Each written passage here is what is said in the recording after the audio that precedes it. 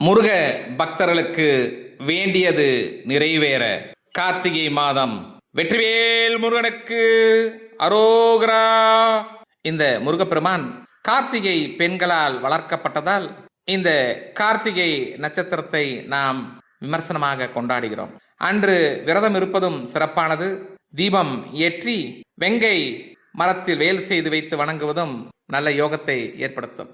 வேங்கை மரம் அல்லது கடம்பை மரம், நாம் சொல்கிறோம் கந்தா கடம்பா கதிர்வேலா அப்படின்னு சொல்றோம். அன்னைக்கு வேங்க பால் நெத்தியில பொட்டு வச்சுக்கலாம்.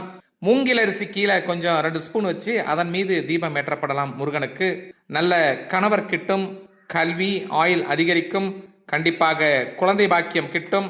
பெண்களுக்கு ஒரு சாரருக்கு சூதக கட்டு இருக்கும், ரத்தப்போக்கு அதிகமாக இருக்கும், அதுவும் ஒரு கண்ட்ரோல் ஆகுன்னு ஒரு கணக்கு இருக்கு. இந்த கார்த்திகை மாதத்தில் பிறந்தவர்களுக்கு ரொம்ப சிறப்பான இதெல்லாம் செஞ்ச ரொம்ப சிறப்பாக இருக்கும்.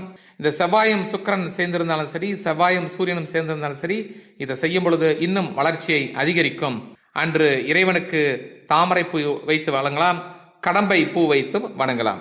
குறிப்பாக இந்த செவ்வாயோட சந்திரன் இருப்பவர்களுக்கும் செவ்வாயோட புதன் இருப்பவர்களுக்கும் எப்ப பார்த்தாலும் தொந்தரவுகள் வந்த வண்ணம் இருக்கும். அதை சரி செய்வதற்கு இந்த கார்த்திகை மாதத்தில் வரக்கூடிய கார்த்திகை நட்சத்திரம் அன்று இவர்கள் கடம்பப்பூ வைத்து அல்லது தாமரப்பூ வைத்து மூங்கில் அரிசி கீழே வைத்து அதன் மீது தீபம் ஏற்றப்பட வேண்டும். இவ்வாறு தீபம் ஏற்றப்படும் பொழுது இவர்கள் நினைத்தது நினைத்த மாத்திரத்தில் நடக்கும். 9 தீபம் ஏற்றப்பட வேண்டும்.